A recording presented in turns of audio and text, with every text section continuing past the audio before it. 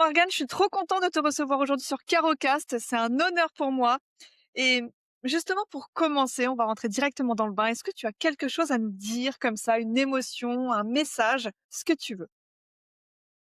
D'emblée, comme ça, direct. Je dirais que vu la situation actuelle et puis c'est drôle parce que j'en ai parlé avec une amie ce midi, je pense que ce que j'ai envie de partager, c'est l'interconnexion.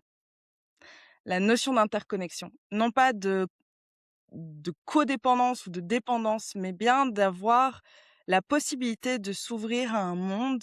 Alors ça fait un peu cuicui les oiseaux quand je dis ça, mais je vais dérouler mon idée. C'est vraiment cette idée de, en fait, je n'ai pas besoin des autres, mais j'ai envie d'être en connexion avec les autres. Et cette envie, cette capacité de pouvoir rentrer en lien avec l'autre, ça permet à ouvrir une multitude de potentiels. Et donc de ne pas être attaché ou, hem, littéralement enfermé, mais plus d'ouvrir un espace. Et c'est d'où mon besoin d'amener cette information d'interconnexion. Parce que pour moi, aujourd'hui, ce qui se passe, c'est une interconnexion. C'est-à-dire que tu n'as pas besoin de moi, je pense que je n'ai pas besoin de toi, mais c'est un privilège pour toi comme pour moi de partager ce qu'on est en train de faire aujourd'hui et on ne sait pas où ça peut nous mener, on ne sait pas où ça peut mener les gens aussi de nous écouter ou de nous voir là maintenant et en même temps, ça ouvre un espace à quelque chose de très grand. Voilà, c'est avec ça que je viens. C'est génial, je crois que j'ai même pas les mots parce que ce mot interconnexion, il est magnifique et je pense que c'est l'essence même justement effectivement de cette rencontre et de pouvoir échanger ensemble et surtout d'apprendre à te connaître, découvrir ton parcours et justement, on se connaît pas. Donc là, l'idée, c'est de se dire: «OK, je te rencontre. Qui es-tu? Comment tu te présentes?» mais sans me parler de tu sais, du parcours habituel, de ton métier. Qui es-tu derrière ce prénom? Derrière mon prénom, c'est intéressant parce que, mon prénom symbolise, je pense, une grande partie de ce que je suis. Dans le sens où, si on regarde l'étymologie de Morgane, c'est né de la mer et il y a quelque chose de très, alors, je m'excuse, parfois j'ai des mots en anglais qui me viennent, mais c'est parce que je lis beaucoup, je travaille beaucoup avec les anglo-saxons, donc voilà, j'essaie de retraduire, d'avoir des petits temps de latence pour parler en français. Hem, je pense que j'essaye de trouver le mot en français qui soit juste parce que emotional en anglais, c'est pas, juste des émotions. C'est ce ressenti, hem, entre les émotions et je pense que mon prénom va avec ce que je suis. C'est-à-dire que autant je suis très, dans mon corps, j'adore le mouvement, je vis pour le mouvement et d'un autre côté, je suis très dans cette émotion et dans les fluctuations de mon esprit et donc en fait, je fais vraiment ce pont-là et j'aime mon prénom pour ça. Et ça a mis longtemps, hein, parce que petite, je n'aimais pas du tout la sonorité de mon prénom. Je trouvais ça pas joli parce qu'il y avait mort et morgue et en fait, j'étais juste c'est très sombre comme affaire jusqu'à ce que je cherche vraiment, l'étymologie et puis, heu, adorant, l'histoire, la fantasy et ce genre de choses, mon grand-père était, un ancien historien, j'ai baigné dans l'histoire et donc évidemment quand tu lis l'histoire du roi Arthur et puis en fait, vraiment avec la fée Morgane et toutes les variations du mythe de Morgane. Je trouve ça extrêmement intéressant. D'ailleurs, si je reviens sur la sombritude, de nouveau, on a un déroulé, parce qu'à la base, si tu regardes les livres traditionnels qu'on enseigne avec, le mythe du roi Arthur, Morgane est quelqu'un de très sombre. Et puis dès que tu commences à lire des textes un peu plus alternatifs, tu te rends compte que c'est pas juste quelqu'un qui est dans la jalousie ou, dans le besoin de vengeance ou ce genre de choses. Il y a vraiment tout une autre partie, quelque chose de plus, deep, de plus profond dans ce qu'elle est, dans l'archétype de Morgane. Puis bon, après là, je m'en vais très loin, il faut vraiment m'arrêter parce que je peux parler longtemps. Mais sur les mythes celtiques, notamment avec la Morrigan et cetera, il y a vraiment toute une complexité qui m'a toujours animée et donc ça fait aussi partie, dans ce que j'aime dans mon prénom, c'est que je pense et je dis ça sans arrogance, être quelqu'un de complexe, ou en tout cas je peux, aimer les profondeurs des choses. moult, aspects de ma vie et de la vie des autres, c'est la profondeur. Et je reviens sur le fait que la mer, y a-t-il quelque chose de plus profond, dans sur cette terre que les océans? Donc oui, je vais donc rebondir sur mon prénom. Waouh! Le lien, il est dingue quand même parce que, en tout cas, moi, quand je t'entends, je trouve ça magnifique et puis, je me demande, est-ce que tu penses que justement ton prénom est quelque part, le chemin de l'identité que tu as créée avec le temps? Mmh, même pas, même pas parce que, par exemple, j'avais 2 modèles petites et qui m'ont suivie et qui me suivent toujours, qui ont été, moi quand on me demandait quelle princesse je voulais être Xena la guerrière, OK? OK! J'ai connu Voilà. aussi! Voilà, les vrais savent. Moi, je veux être Xena. Voilà. Après est venue Buffy, OK? Comme je suis blonde et que j'étais toujours en talons, adolescente, tout le monde m'appelait, Buffy, voilà. Et toute petite, je faisais du théâtre et on m'appelait Alice. Donc en fait, j'ai eu, beaucoup de visages qui s et des archétypes qui m'ont suivie. Là, j'ai rebondi sur mon prénom et pourtant je pourrais te dire que c'est pour ça que je te parle de complexité, c'est que et je pense que chaque individu est complexe. C'est juste, en termes de conscience, jusqu'à quel point il a envie d'aller dans les strates et j'adore aller dans les strates. Quand je fais de la pâtisserie, j'adore faire des layers, des, couches de différentes textures, de différents goûts. Ben c'est la même chose, c'est-à-dire que je pense que chaque être humain est un ensemble de facettes. La question, c'est jusqu'à quel point il a envie d'aller les voir, d'aller les rencontrer, qu'il y a des différentes parts de soi. Il y a les phases sombres, il y a les parts qu'on n'a pas très envie de côtoyer, qu'on n'a pas envie de regarder et puis il y a les phases lumineuses, il y a les parts lumineuses qui sont pas aussi simples à regarder que l'on pense non plus, parce qu'on a été quand même, vachement éduqués, en tout cas moi personnellement, dans une notion très judéo-chrétienne de faut pas être arrogante, faut pas être, trop, prendre trop de place, faut faire attention, et puis en plus, bon, mon petit côté féministe va ressortir, mais en tant que femme, d'autant plus, ferme ta bouche.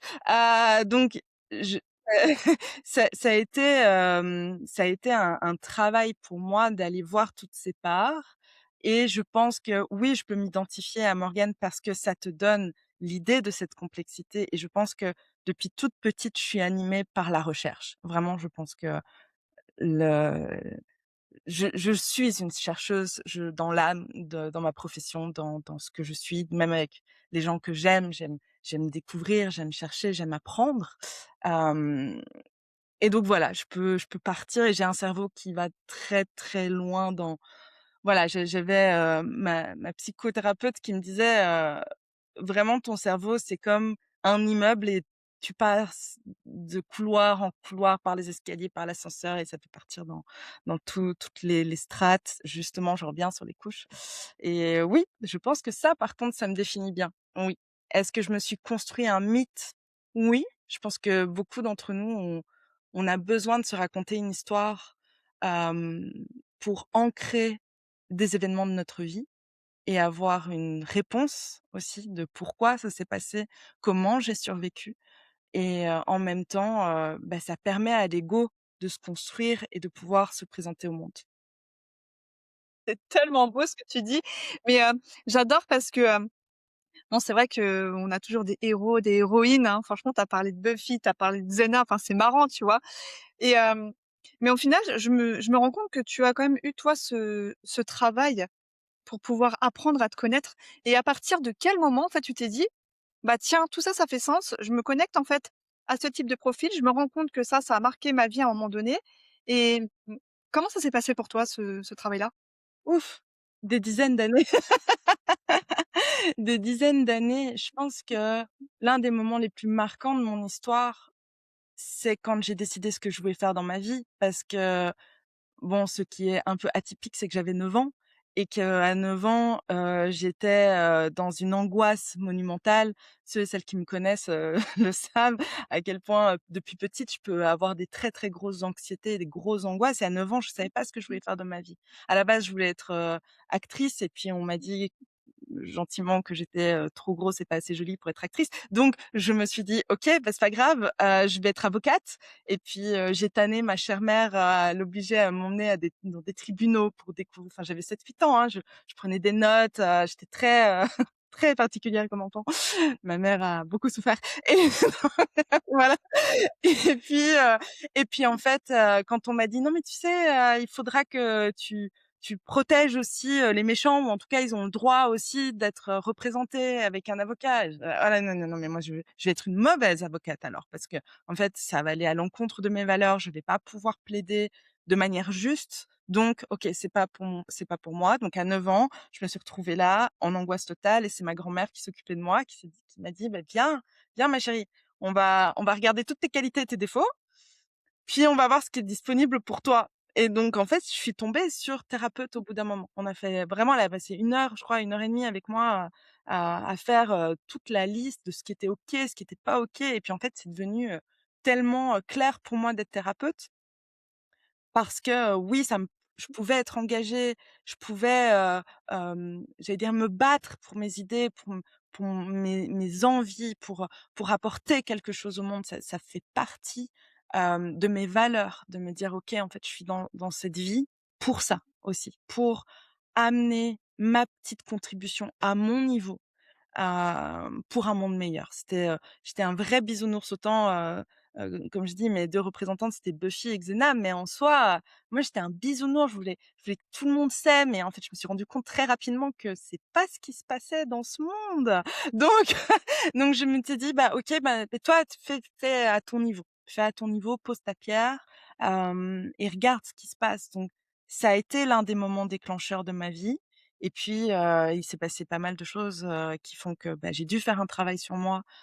J'ai dû apprendre à réellement me connaître et me rendre compte que c'était OK que je sois inadaptée à ce monde.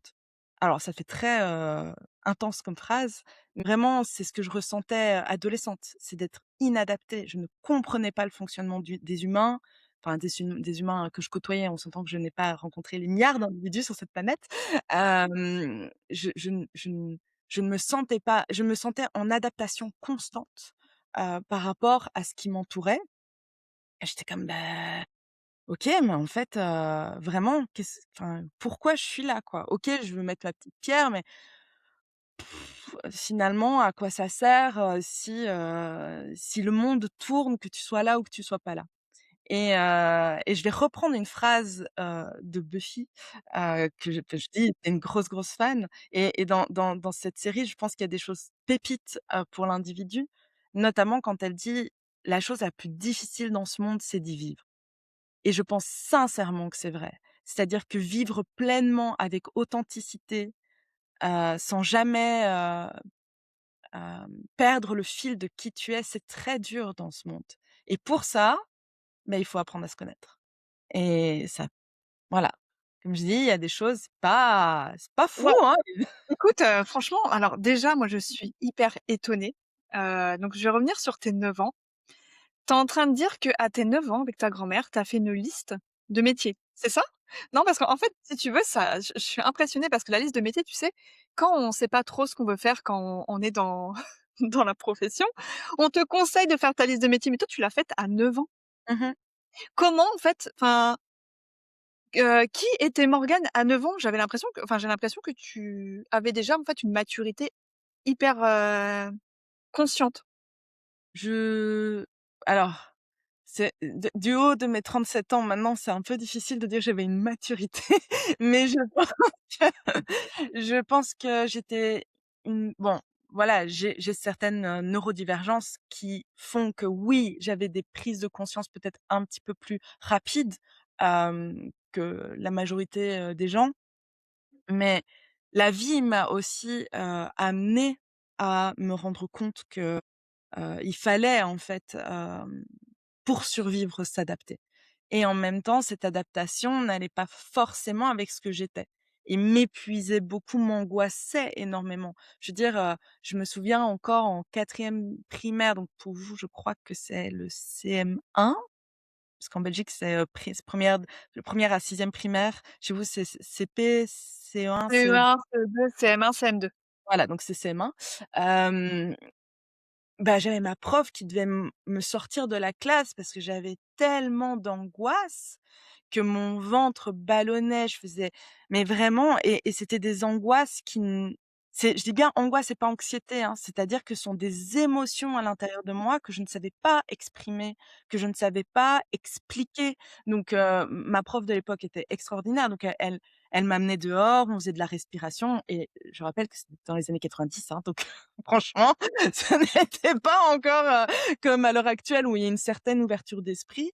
Quoique ça dépend, dans quel monde et dans quel milieu et dans quel, endroit du monde, mais en règle générale quand même l'éveil, des consciences par rapport aux enfants est en train de monter et c'est vrai que, j'ai eu beaucoup de chance. C'est que j'ai une grand-mère extrêmement attentive, j'ai une mère qui a fait tout son possible pour gérer l'enfant bizarre que j'étais et ça m'a permis d'avoir un espace pour moi, un espace où je peux dire: «OK, en fait, mon âge n'a pas d'importance». Je dis ça et je repense, notamment à une amie de ma mère qui était, professeure de feng shui et à l'époque, c'était vraiment très, particulier, de nos je reviens dans les années 90, et j'avais, 7-8 ans, elle me disait. Parce que je l'ai revue il y a 1 an, quelque chose comme ça, Alexandra, si tu passes par là et et elle a encore l'enregistrement de moi à 7 ou 8 ans parce que je lui ai demandé un cours. Je lui ai dit: «Mais est-ce que je peux venir à tes cours?» et elle m'a dit: «Mais c'est que des adultes» et moi j'adorais ça, j'adorais étudier déjà à l'époque et donc elle m'a fait tout un cours spécialement pour moi, et elle m'avait filmé. Elle avait demandé à ma mère si c'était OK, voilà, parce que, moi je voulais apprendre, je voulais, m m ma mon plus grand bonheur pour moi, c'était quand ma mère recevait, ses amis et que je les écoutais parler et que je faisais des réflexions et qu'on me répondait et que enfin voilà, j'avais cet esprit en permanence qui s'agitait et je ça fait partie c'est pour ça que je parle de l'eau chez moi, d'ailleurs c'est pas pour rien que je suis poisson en astrologie. Mon Et soleil vive les est en poissons! voilà! Je veux dire, l'eau a quelque chose de l'ordre de l'émulsion et donc j'étais cet enfant. Donc oui, à 9 ans, j'étais un petit peu, on va dire, précoce. Je déteste ce mot, mais voilà et j'avais ce besoin, cette, ce besoin de sécurité. Je vais vraiment prendre ça comme une sécurité, de dire: «En fait, j'ai une place dans ce monde» et pour me sécuriser, ça passait par le métier. Et ça a toujours passé par le métier. Moi, je me suis jamais définie, et ça vient évidemment, de mon cher transgénérationnel, mais je me suis jamais définie comme femme qui avait besoin d'un mari. Je me suis jamais définie comme femme qui avait besoin d'avoir des enfants, ou le cliché traditionnel de, mère au foyer, ça veut pas dire que j'étais contre, mais ça n c'est pas ça qui me sécurisait. Moi, ce qui me sécurisait, c'était de savoir c'est quoi mon mon métier. Comment est-ce que je vais contribuer au monde avec ce que je suis? En étant j'aime le mot bizarre. J'aime le côté, en anglais, le côté weirdo, voire même freak, de cette atypicité, je l'ai acceptée au fur et à mesure. Longtemps, j'ai voulu me suradapter pour être comme tout le monde, mais j'avais beau essayer d'être comme tout le monde, j'étais jamais comme tout le monde, OK? Je prends un exemple très, très standard.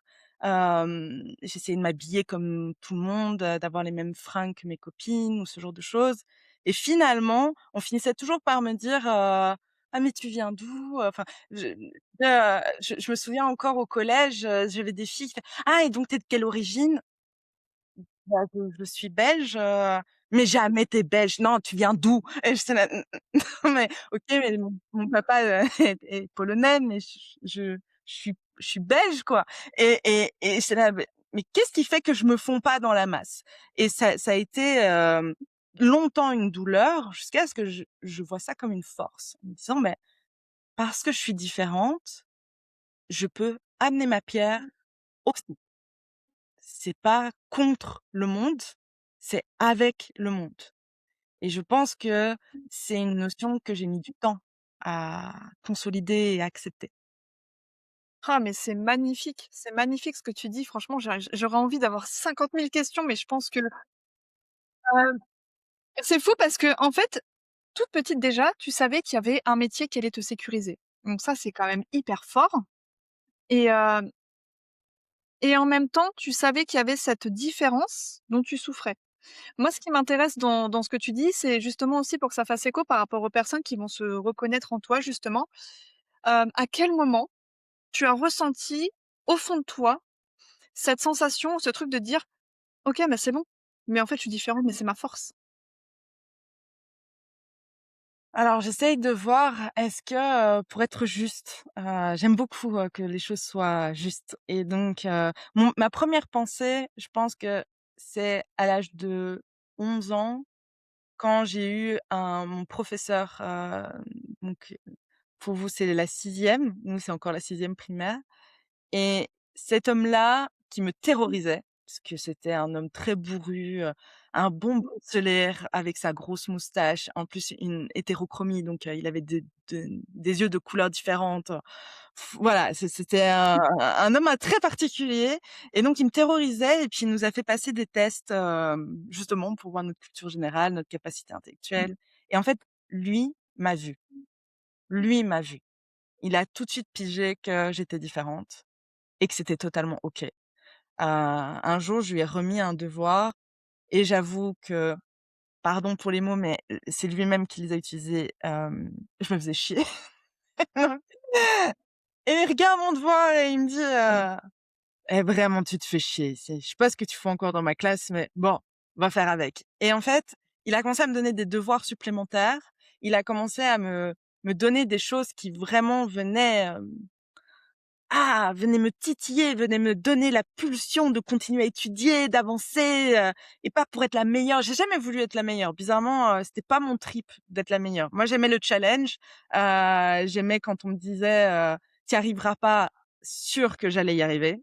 Je voulais pas être première, je voulais juste montrer au monde que je pouvais y arriver et puis, donc voilà, j'ai jamais voulu être la première, j'ai jamais, j'avoue qu'étudier en primaire, c'était pas trop mon truc et je réussissais quand même donc voilà, je me faisais pas trop chier et puis ce prof m'a vue, il m'a aidée à vraiment évoluer et je suis allée dans une école, donc le collège, chez vous, assez huppé et il est allé voir mon titulaire, pour lui expliquer mon cas. Et ce prof a donc repris mon dossier et et en fait, je me suis rendu compte que ces professeurs-là ont vu l'enfant bizarre que j'étais et ils se sont dit: «OK, en fait, c'est totalement d'accord. On voilà, on va lui mettre des petits trucs à côté, on va modifier la situation» et j'étais jeune encore, donc c'est pour ça que je peux pas dire que, ça a été l'élément déclencheur de «c'est OK d'être bizarre» et en même temps, ça a été les prémices de, en fait, c'est OK d'être bizarre.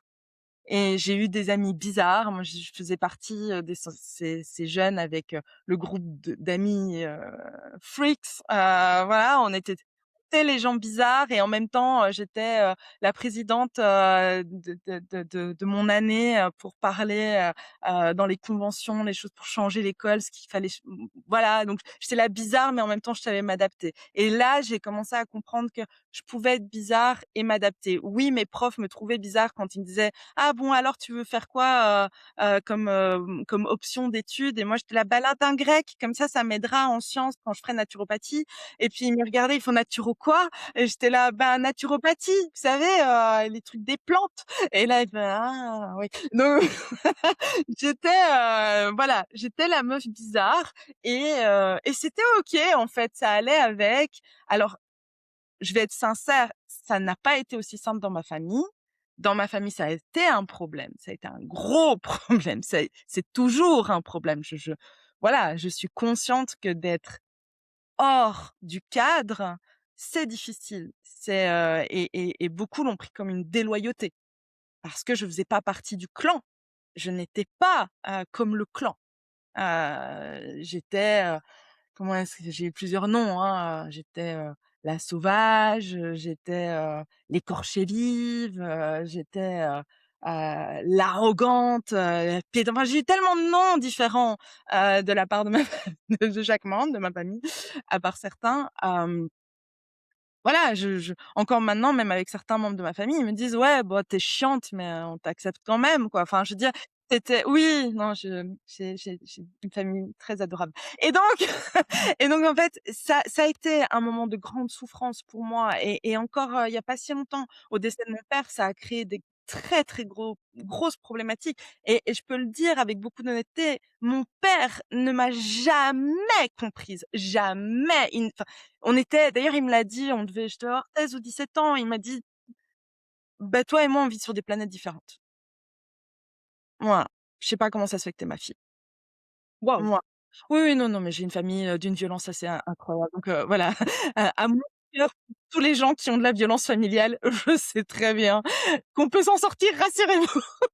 Ouais, mais ton partage, il est assez dingue quand même parce que malgré tout, tu as continué à suivre ton intuition, tu as continué à suivre ta vocation. Tu aurais très bien pu changer complètement de chemin. Mais en fait, ce que tu as dit, c'est quand tu as dit: «Je ne fais pas partie du clan, en fait, je sors du cadre». Mais à quel moment ton métier ou ta vocation, faisait ressentir justement à ton entourage, à ta famille que tu sortais du cadre? Qu'est-ce Ah qui mais leur tout, déplaisait? tout, tout. Je n'étais pas juste une employée, j'étais indépendante. Pour ceux qui étaient indépendants, c'était comme: «Ouais, mais tu vas faire quoi comme métier?» Je dis la naturopathie, puis je suis devenue ostéopathe après, mais surtout il y a 20 ans, personne savait ce que c'était. C'était marginal. Moi je voilà, je veux dire, je ne citerai pas les noms, mais certains membres de ma famille m'ont clairement dit: «Tu vas finir sous les ponts. Jamais tu vas réussir. Qui voudra venir chez toi? Qui va payer pour toi?» Donc j'ai été confrontée très fort à ce genre de waouh, de à quel point et je reviens sur ma famille ne me connaît pas. Certains membres, oui, plus que d'autres, mais sincèrement, ma famille ne me connaît pas. Ils voient juste la Morgane qui s'est adaptée à l'espace qu'on me donnait, qui était pas énorme, parce qu'ils avaient pas d'espace pour moi et c'est pas de la victimisation, ce que je dis. Je pense que certaines personnes n'ont pas la capacité et je dis ça pour les personnes qui seraient en souffrance avec leur famille. Voyez ça comme un manque de capacité, un neuronal, parce qu'il y a une telle insécurité, il y a tellement d'émotions, il y a tellement de dérégulation nerveuse qu'en fait, il y a pas la capacité pour intégrer un élément qui les mettrait encore plus en état de survie. Parce que je comprends pas, parce que ça ressemble pas à ce que je suis, parce que, j'ai pas les codes. C'est insécurisant pour beaucoup de gens et donc en fait, ça ostracise. C'est ça l'ostracisation. Quand on a peur de l'étranger, c'est parce que je suis en insécurité de quelque chose que je ne comprends pas et il y a des gens qui n'ont pas la capacité nerveuse, émotionnelle et même d'espace-temps d'accueillir cette différence. Et oui, on peut être en colère, on peut trouver ça injuste, on peut et c'est bien, c'est important aussi de laisser de l'espace à la colère et de pouvoir se dire: «Bah, c'est dégueulasse, oui, c'est dégueulasse» et en même temps, ils ont pas cette capacité. Alors, on peut continuer à être en colère ou on peut juste accepter ce qui est. Ce qui est, c'est cette personne n'a pas les codes ni les moyens de me faire rentrer dans sa vie. Puis il y en a d'autres qui ont cette capacité, vraiment. Morgane, tu parles avec, tellement de on va dire de facilité par rapport au chemin que tu as vécu. Bien sûr Des qu'on années de thérapie, des années de non, thérapie. c'est ça en fait, c'est, là tu apportes tellement de conseils tellement riches et tellement forts pour une personne qui justement ne peut pas comprendre ce qui lui arrive. Parce que souvent, tu sais, on pense à soi, on prend les choses pour soi et toi, tu arrives justement à dire: «Oui, mais en fait, c'est pas de finalement, c'est pas de leur faute, ils n'ont pas les codes». Tu arrives à avoir cette distinction et cette distance malgré le fait que ça t'impacte toi aussi Mmh. et justement, en fait, qu'est-ce que tu pourrais conseiller à une personne qui vit peut-être ce que tu as vécu? Bah, pour réussir, à aller ou à tendre vers ce que tu la personne que tu es aujourd'hui? Déjà qu'elle arrive à tendre vers la personne qu'elle est, avant de vouloir Je suis pas sûre, que je suis un Gaule, mais en tout cas Ah j'adore. en tout cas, je pense que l'une des choses qui m'a beaucoup, beaucoup aidée, c'est le fait de me rendre compte que de m'aliéner au reste de mon clan, donc c'est-à-dire sortir, voire de me faire expulser de mon clan, m'a permis de me reconnecter à moi. Et je remercie, Ilay, Barakzai pour ça, qui est une, de mes collègues, astrologues, parce que si je reviens sur l'astrologie, donc je suis ascendant Verseau et elle avait fait tout un thème là-dessus sur l'aliénation et en fait, elle a mis des mots sur ce que je ressens depuis 30 ans. Et donc en fait, ça me permet là, aujourd'hui, de pouvoir exprimer ce que je suis en train de dire. Ces mots-là, ils viennent pas de moi. Je préfère quand même remettre à César ce qui est à César. Donc vraiment de me rendre compte que sortir du clan m'a permis de me rencontrer profondément, de savoir et pourquoi je te parlais du Verseau, parce que le Verseau, c'est ça, c'est dans l'archétype, c'est de pouvoir sortir de la masse pour rentrer en onde avec le reste du monde, mais le monde, c'est soi en premier.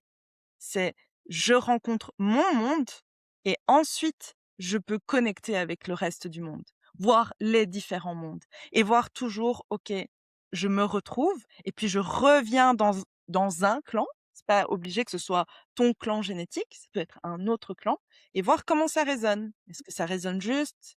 Est-ce qu'il faut que on fine tune encore des choses?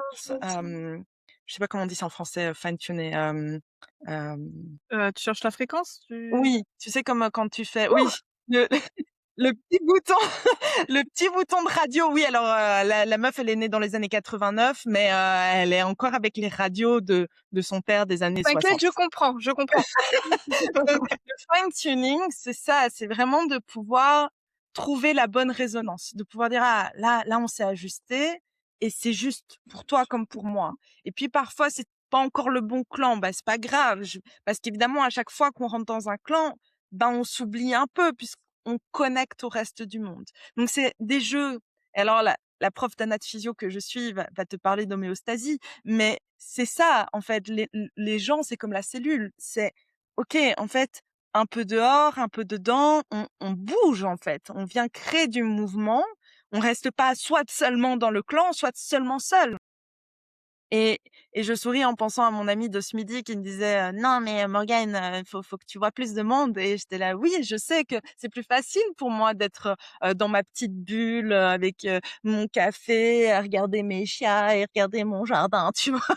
C'est tellement plus facile pour moi en tout cas. Je sais qu'il y a des gens, ils ont besoin de contact. Moi, je sais que j'ai une autant je suis capable de beaucoup parler et d'être en lien, mais je suis une grande introvertie. Moi, j'ai besoin d'être dans ma bulle, de pouvoir me ressourcer avec moi-même et donc c'est vraiment de trouver ce jeu entre je suis avec les autres ou l'autre, parce qu'en fait, on n'est pas toujours obligé d'être en groupe, hein.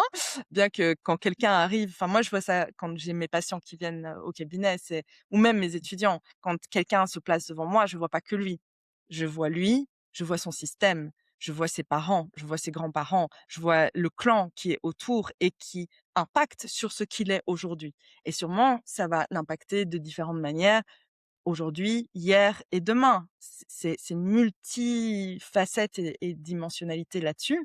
Donc quand tu rencontres l'autre, tu rencontres les autres et donc c'est intéressant de pouvoir dire: «OK» et en même temps rencontrer l'autre, c'est aussi une facette de moi qui se réanime.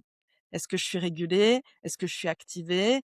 Est-ce que, je rentre dans du fawning, hein? Est-ce que me soumets et on a vraiment cette notion de je me soumets à l'autre par protection.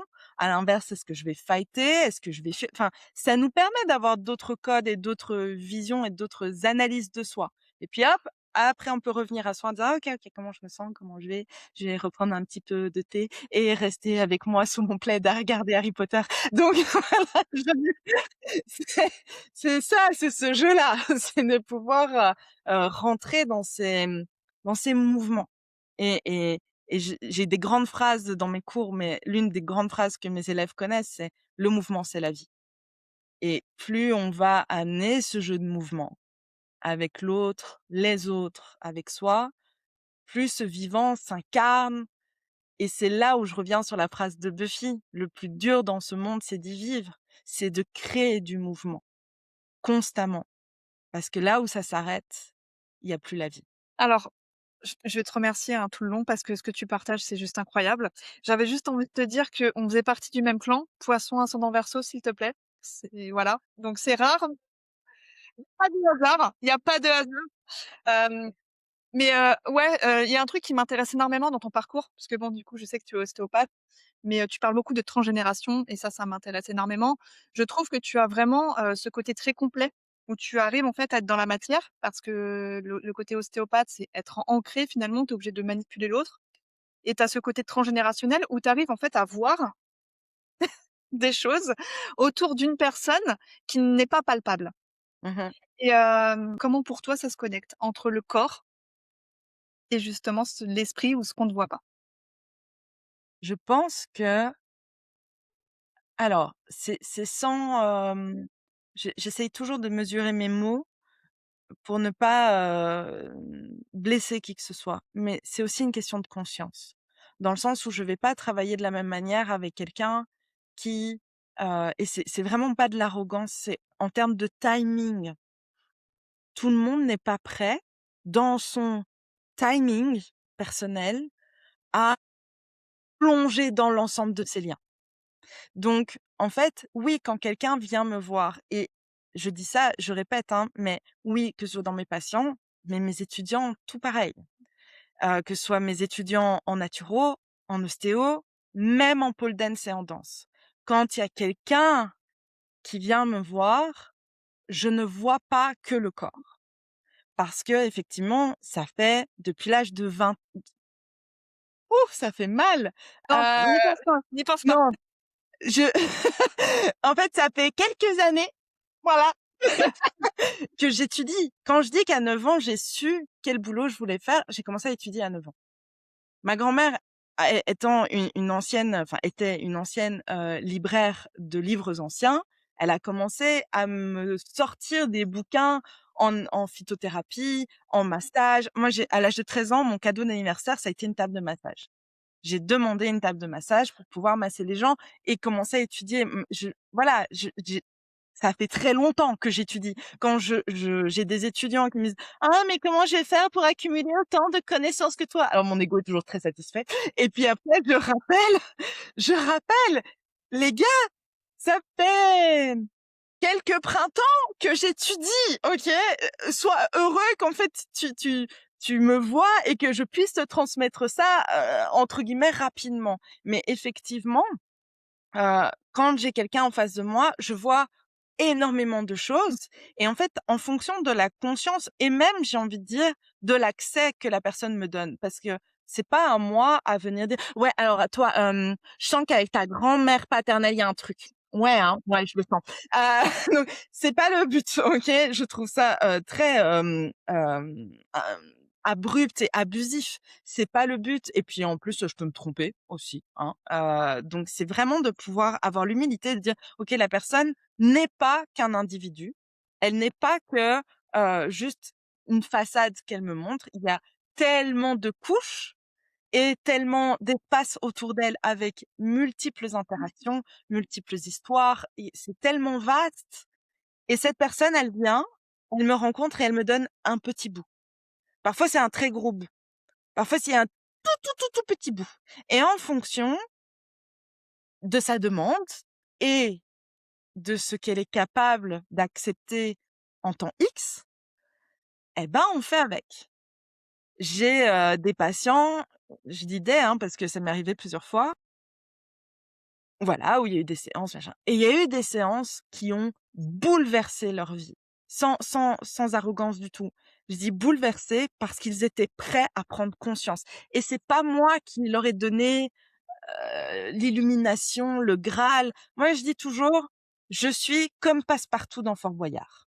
Nous, les thérapeutes, on est des Passepartout dans Fort Boyard, on court avec les clés Parfois, on s'arrête un peu, on souffle et on continue et puis: «Ah, tu fais une expérience, donne-moi la clé». Pouac, allez, on continue, on court et on y va et on fait de salle en salle et à un moment donné, on va aller voir Félindra tête de tigre et donc on va aller voir Félindra tête de tigre, mais je suis trop petite pour mettre les clés dans les serrure. Donc c'est toi qui vas devoir le faire. Je te donne toutes les clés et tu vas mettre les clés dans les serrures et puis là, d'un coup, tête de tigre, hop, tu vas faire ton petit mot, passe-partout là et puis hop, t'as l'or qui dégringole et moi, c'est comme ça que je vois la thérapeutique et j'ai presque envie de dire j'ai la chance de pouvoir avoir ça aussi dans ma vie. C'est que de temps en temps, comme ça, j'ai une illumination. Je fais: «Ah, j'ai récolté suffisamment de clés, j'ai pu mettre les clés dans les serrures et j'ai pu avoir mes boyards, je suis riche». Donc vraiment, je pense que c'est ça la vie. C'est vraiment quand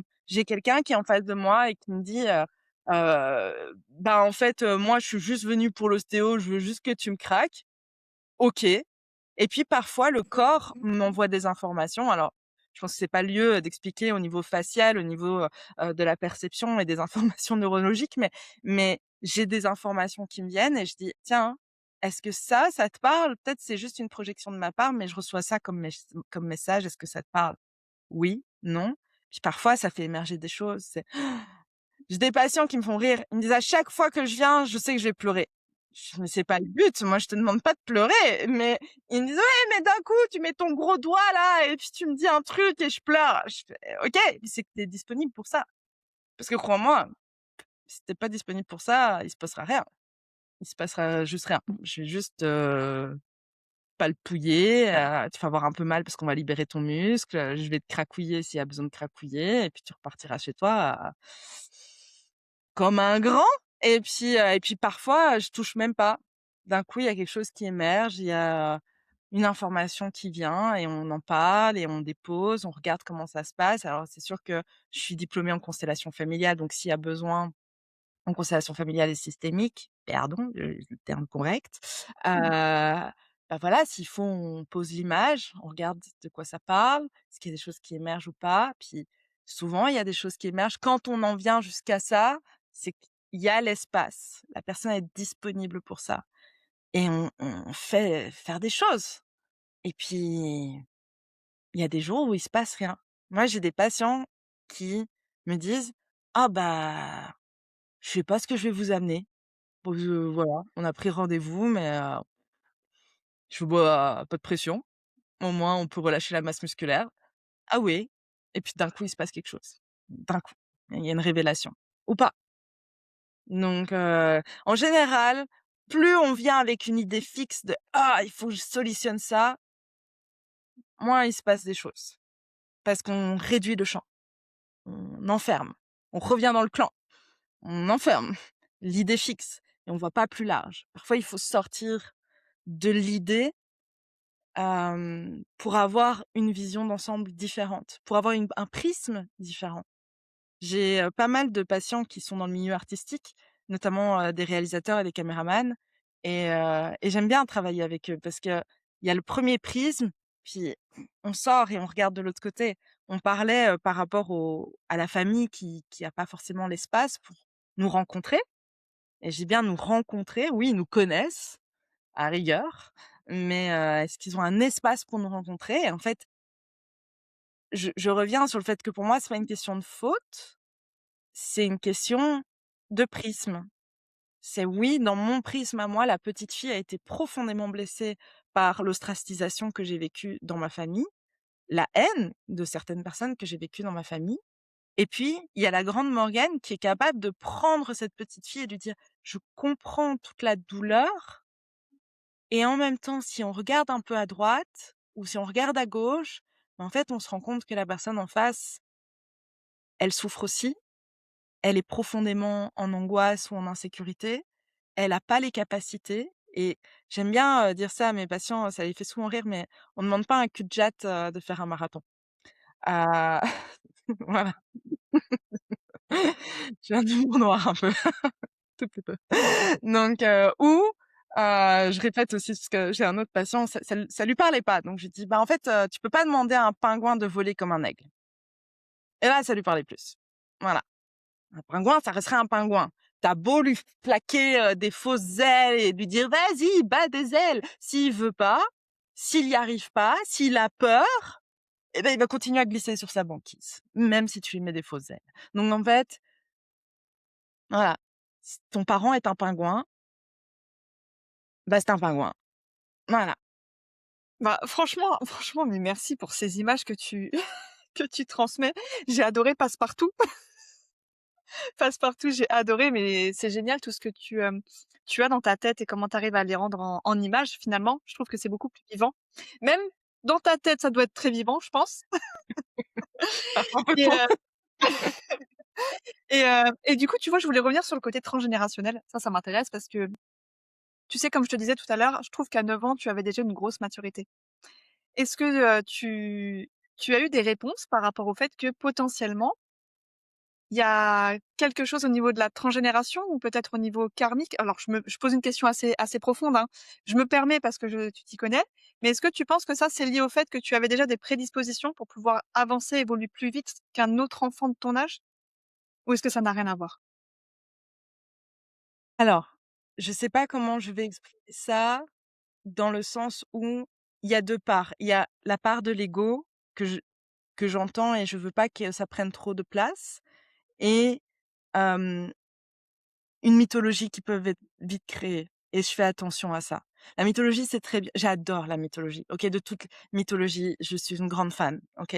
Mais la mythologie, il faut savoir lui mettre sa juste place, ce n'est pas la réalité.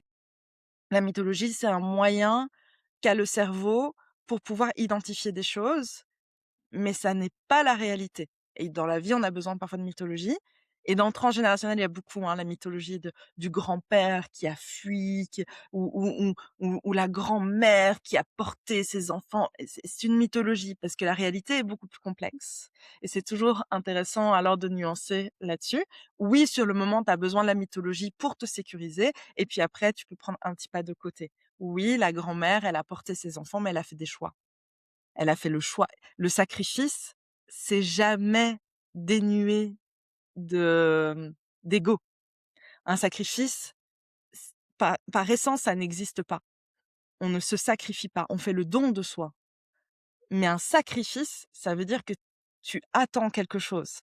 Tu as la position de victime, tu attends d'être vu pour cette personne qui se sacrifie pour l'autre, mais sauf qu'à la base, le sacrifice, c'est dénué d'ego. Donc en fait, ça ne fonctionne pas. Donc c'est tout, et pourtant on a besoin de cette mythologie aussi, de se dire: «Oui, mais ma grand-mère, elle a fait ça pour la famille», et elle avait le choix. Elle avait aussi le choix. Elle aurait pu trouver un autre mari. Elle aurait pu, se séparer de son mari. Elle aurait pu, faire bien des affaires.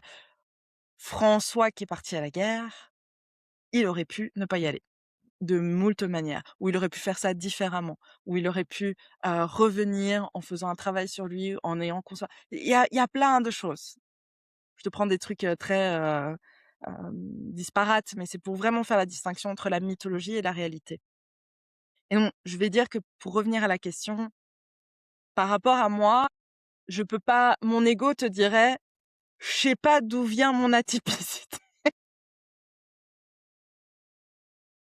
Je peux retourner le truc dans tous les sens, pardon maman, je suis désolée. Mais elle-même, elle me dit, voilà, on fonctionne pas pareil. Et pourtant ma mère est intelligente, hein, c'est pas du tout, le fait, tu remarqueras que j'ai parlé de ma mère. Heu, J'ai pour remarqué, t'inquiète.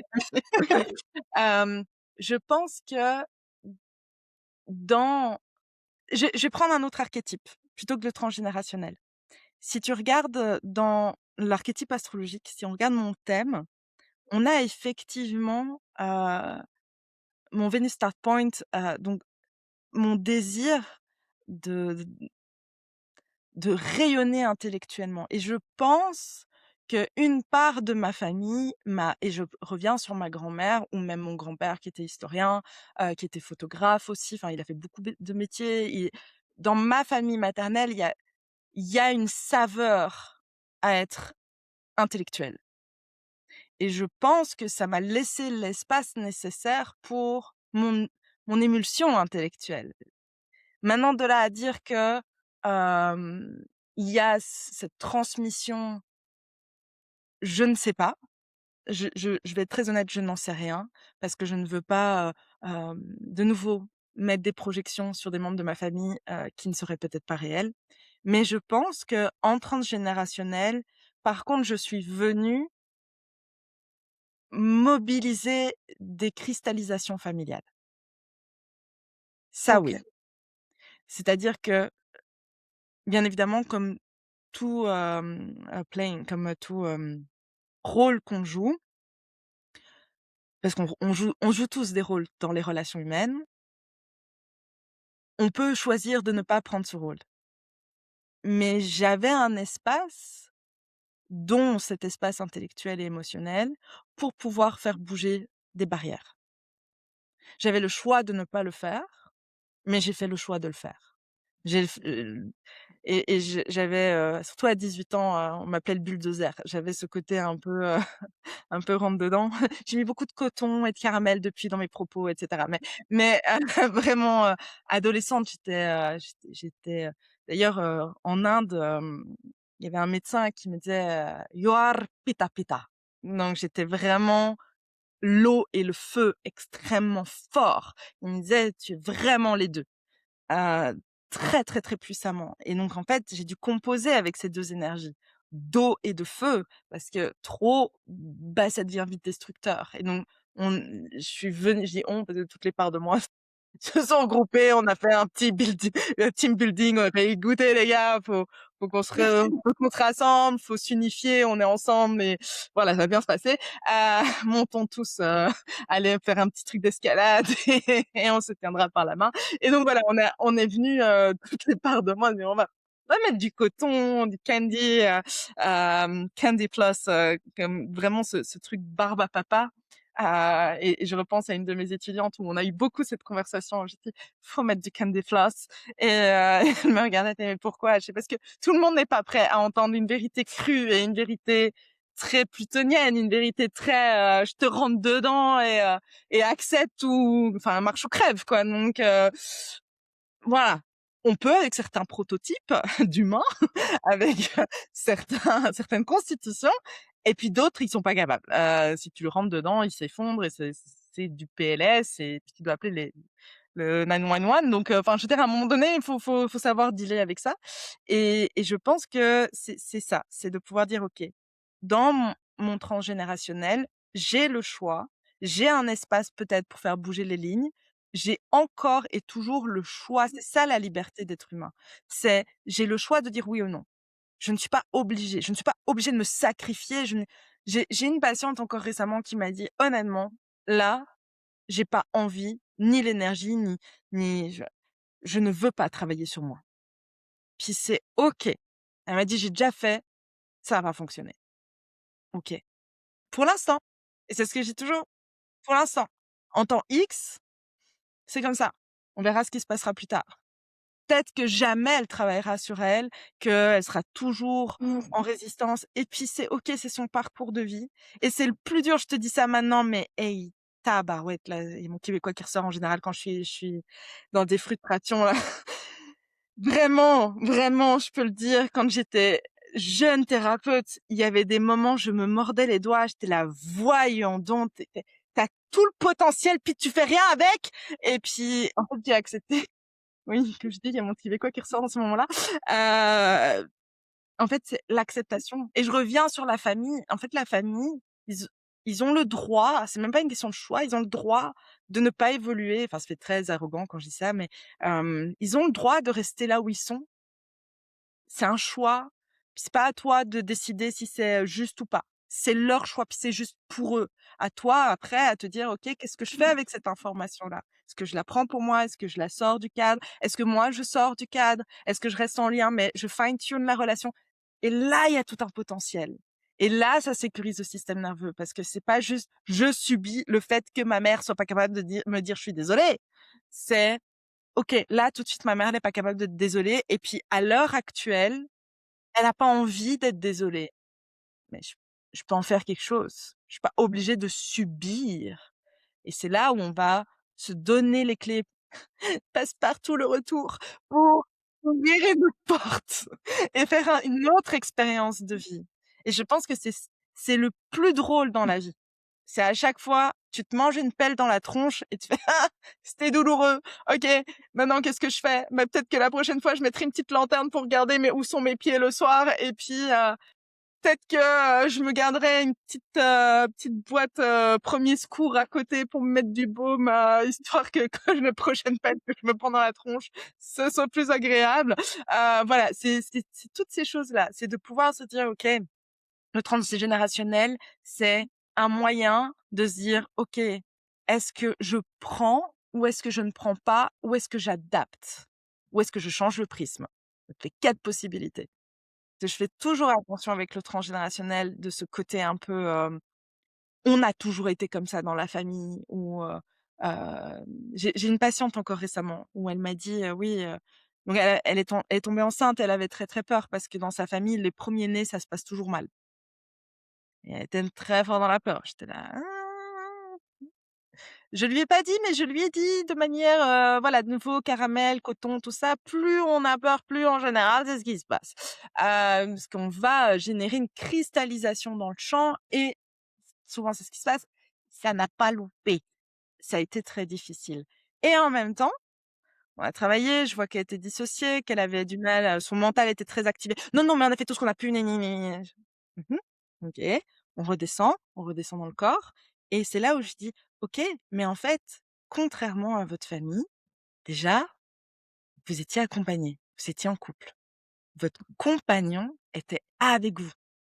Il était pas sur le côté à attendre, à se tourner les pouces, à regarder, à siffloter, à boire une bière en attendant que vous creviez. Non, votre compagnon était avec vous. Déjà, changement 1. Changement 2, en fait, ça n'a pas été fluide, mais tout s'est super bien passé, en fait. Votre petite, elle va super bien, vous, vous allez bien, votre compagnon, il va bien. OK, il y a des choses à travailler, mais en vrai, ça aurait pu être catastrophique et vous n'avez pris aucune voie catastrophique. Vous avez tout évité en mode, «Ah, j'ai failli me prendre une balle dans la tronche». Bah non, matrix. Vous avez tout réussi, gagné. Vous avez passé niveau suivant. Puis là, d'un coup, je vois son corps qui fait: «Ah oui». Ah oui, bah oui, en fait. C'est donc en fait, vous n'avez pas du tout reproduit le même schéma que votre, lignée de femmes et c'est pour ça que je dis la mythologie là, parfois elle a des points négatifs. C'est la malédiction et je reprends, les termes de ma prof, en constellation familiale Anouche Katsev. La malédiction, c'est le mal qui a été mal c'est la diction qui a été mal dite. OK. Et la malédiction, c'est quand on va mal dire quelque chose, que ce soit sur quelqu'un, sur l'histoire racontée ou sur l'histoire qu'on se raconte en boucle. Si on se dit: «Ah mais moi, dans ma lignée, toutes Mmh. les femmes sont malheureuses en couple», bah, le cerveau il fait: «Ah bah OK, bah si c'est la vérité, bah on va être malheureuse, on va être déloyale». Donc récemment, j'ai appris, de par mon oncle, que ma grand-mère paternelle, que j'ai très peu connue, grand bien me fasse, voilà, avec tout le respect que j'ai pour toi ma reine, tu n'étais pas une personne très bienveillante. Donc vraiment, heu, ma grand-mère répétait à mon père et à mon oncle, «Tu nais tu né ouvrier, tu mourras ouvrier». Mais ça met une pression, alors que je n'ai absolument pas et comme je n'ai pas, spécialement vécu avec les membres de ma famille paternelle, je n'ai pas vécu avec le «tu nais ouvrier, tu vis ouvrier, tu mourras ouvrier», ça te cloisonne, mais dans l'inconscient et vraiment, dans ma famille paternelle, il y a ce truc-là, là, tu peux pas t'élever socialement. Si tu t'élèves, bah, déjà tu n'y as pas accès, c'est même pas si tu n'y as pas accès ou alors il faut que tu bosses mais comme un taré, pas ouf, Ouais. pas ouf. Ça, c'est une malédiction. C'est une OK. malédiction. C'est de en fait, l ce qui est dit est mal dit et ça ne laisse pas d'espace pour que le cerveau se dise: «En fait, moi, si j'ai envie d'être autre chose qu'un ouvrier, je veux être un artisan, je veux être, un fermier, je veux être, président des États-Unis. Mauvaise idée, soit dit en passant, heu, surtout à l'heure actuelle. Donc voilà, je veux dire, mais pourquoi pas? Pourquoi pas? On peut changer le monde, c'est possible. Et donc oui, si je retombe sur ta question, je pense que dans mon transgénérationnel, par contre, hem, j'ai eu la chance de ne pas être en lien avec la malédiction de «Tu n'as pas le droit d'être intelligente». Bien que on me l'a beaucoup reproché d'être, et encore, je vais reprendre mes propos. C'est pas qu'on m'a reproché d'être intelligente. Je dis, on m'a beaucoup reproché d'être différente. On m'a reproché, même mes ex-compagnons me disaient, j'en ai un qui m'a dit: «Tu es trop ambitieuse». Et j'étais comme: «Oh ouais? Ouais, je trouve pas tant que ça. Je pourrais être pire. Si je me modérais pas, je pourrais être pire». Puis en fait, dans ses propos, quand par la suite, il me l'a dit, il m'a fait: «Mais en fait, j'ai toujours l'impression que je dois tu veux toujours être la meilleure version de toi-même et ça m'oblige à moi être la meilleure version». Je fais: «Mais en fait, moi, je t'ai rien demandé, hein. Mais je t'ai rencontré, je t'ai accepté comme tu étais, je t'ai pas demandé d'être une meilleure version. Moi, j'ai envie d'être une meilleure version. Maintenant, si ça te fait un effet miroir, that's not my business, dude». Et donc en fait, il y a vraiment ce truc de se dire: «OK, en fait, il y a toutes les projections que les autres peuvent nous renvoyer, ça leur appartient, mais si ça me touche, qu'est-ce que j'en fais?» Et je reviens avec le transgénérationnel. Quelles sont les choses qui résonnent dans mes cellules, où je dois modifier ou adapter ou accepter en fonction, de nouveau, du temps X? Parce que même tu fais une constellation familiale demain, tu as une couche qui est enlevée. Moi, je l'ai vécu. Combien de fois j'ai pas fait des constellations familiales où je faisais: «C'est pas vrai, on retourne encore pour ce truc, ça s'arrête jamais cette affaire». Mais c'est à chaque fois des couches et des couches. Moi, je dis autre métaphore, je suis très douée pour les images. En fait, si je pouvais, je ne parlerais jamais, j'utiliserais que des images. Vas-y. Un petit oignon avec des petits bras et des petites jambes et la tête qui dépasse, et en fait, à chaque fois que tu travailles sur toi, tu as une couche en moins. Mais certains sont plus dodus en termes d'oignons que d'autres. Certains ont des couches tellement épaisses qu'en fait, faut enlever en plusieurs fois avec le couteau. Je sais pas si tu as déjà eu ça quand tu enlèves des pelures d'oignons, mais parfois, tu as plusieurs petites couches qui te font pleurer beaucoup, et puis Voilà. parfois tu as des tellement grosses couches que tu peux pas l'enlever en one shot. Faut enlever des petits bouts, voilà. Donc nous sommes ce genre d'individus, et ça fait partie aussi de tout ce poids transgénérationnel. Et d'un autre côté, j'adore le transgénérationnel aussi pour se rappeler qu'on a des piliers incroyables. Ma grand-mère fait partie de mes piliers incroyables, et pourtant, Dieu sait qu'elle avait, une vie horrible, horrible! Un vrai film, cette femme. Vraiment, tu peux te dire, Les Misérables à côté de ma grand-mère, vraiment, c'est, pouf! Victor Hugo aurait pu prendre des notes. Bah, pourtant, je peux me dire: «OK». Non, mais vraiment, je peux rester dans mon schéma familial, il y a des femmes qui ont des choses horribles, et puis je peux aussi me dire: «Putain, ma grand-mère, elle a une vie de merde», et je peux vraiment dire: «Une vie de merde», et en même temps, elle était en vie, et grâce à elle, la vie s'est transmise, au prix que ça lui a coûté, hein. C'est vraiment, ça lui a coûté. Mais grâce à ma grand-mère, ma mère est en vie. Grâce à ma mère, je suis en vie. Ce sont des piliers incroyables de vivance, de résilience, de survivance. Après, c'est à moi de choisir si je veux être dans la vivance ou la survivance. Mais Dieu, quelle pépite!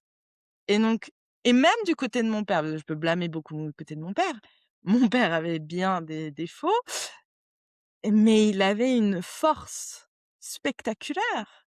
Cette force, quand moi, avec mon petit gabarit d'1,62 m, bon, je suis pas une, coquillette, hein, je veux dire, j'ai quand même des épaules assez larges, hem, mais honnêtement, quand je dois soulever des gars qui font 100 kilos en ostéopathie, qui font 2 mètres parce que ce sont des basketteurs, ou qui font, 120 kilos parce que sont des judokas, poids lourds, bah, j'y arrive.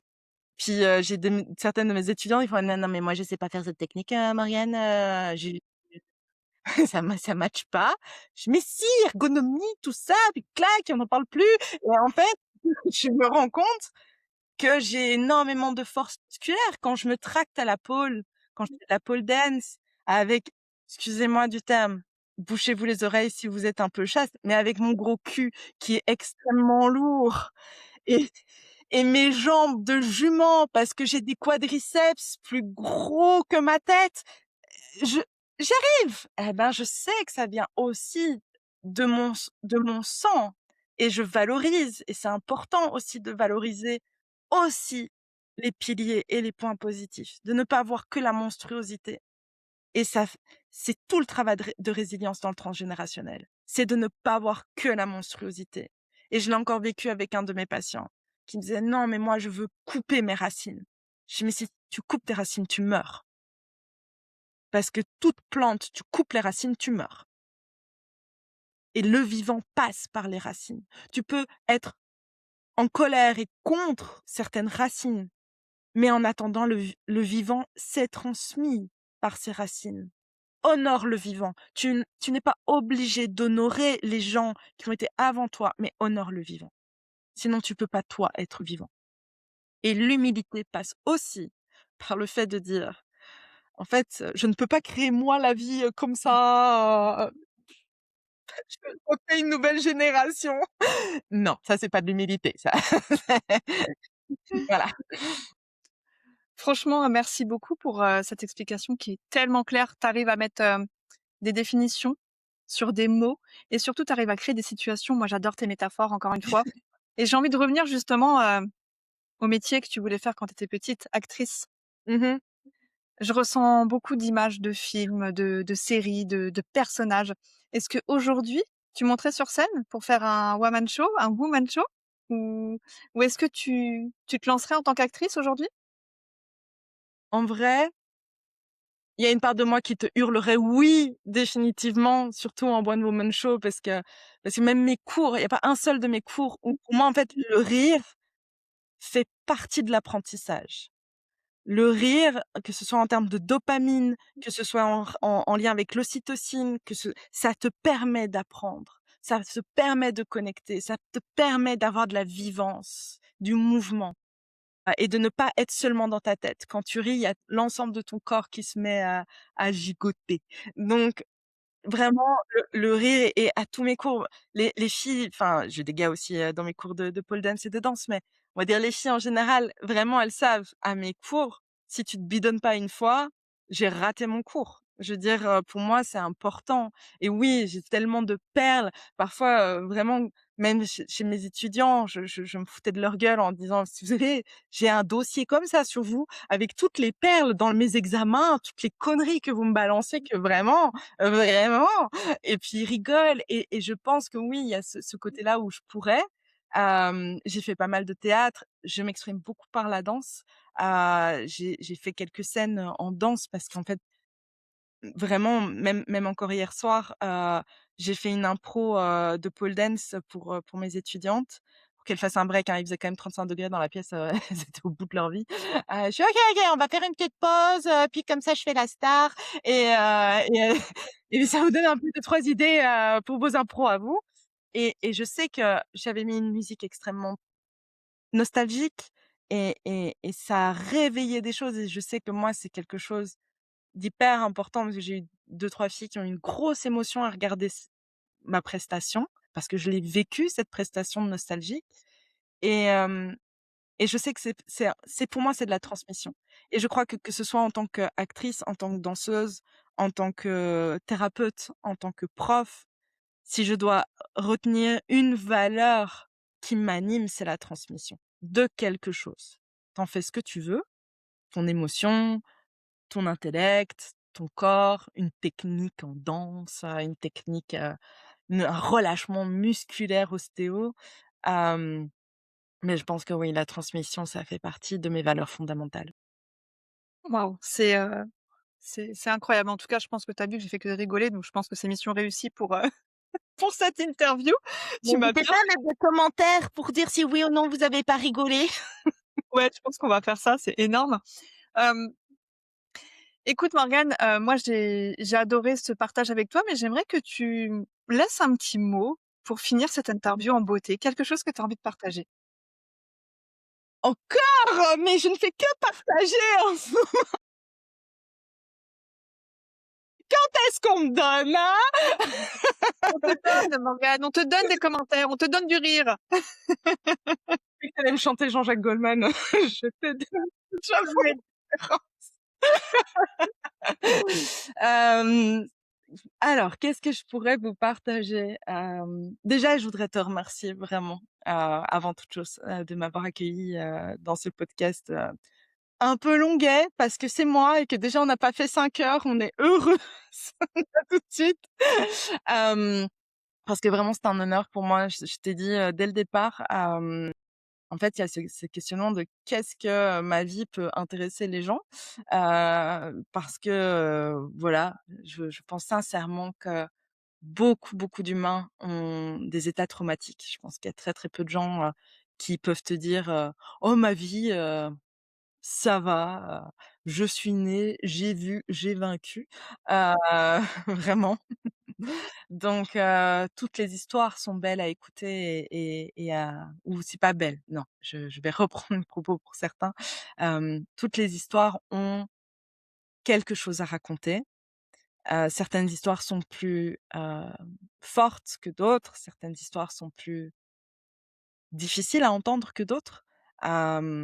J'ai plusieurs personnes qui m'ont dit: «Waouh, comment tu arrives à écouter, des vies, vraiment, traumatiques, extrêmes?»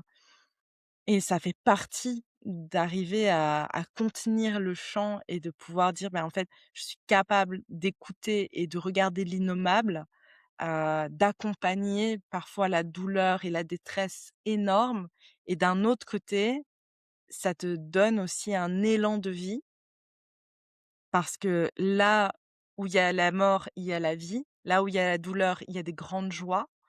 Et donc oui, je pense que ce que tu offres ici, c'est ma possibilité, la possibilité à d'autres de pouvoir exprimer: il y a eu des difficultés, il y a eu aussi des grandes joies et c'est toujours des cycles et des évolutions.